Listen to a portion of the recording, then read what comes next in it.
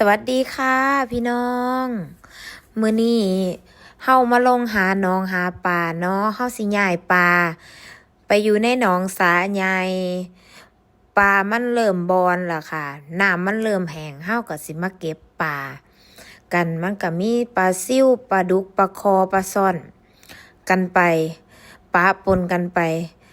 โอ้ยบ่ต้องโฟกัสเล็บเด้อจ้าเล็บก้อยก็ยังงามคือเก่า บ่มีอานี่ได้ปลาคอมตัวหมักใหญ่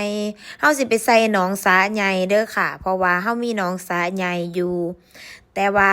เพิ่นนั่นน้ำมันแห้งมันแล้งเนาะเขาเอิ้น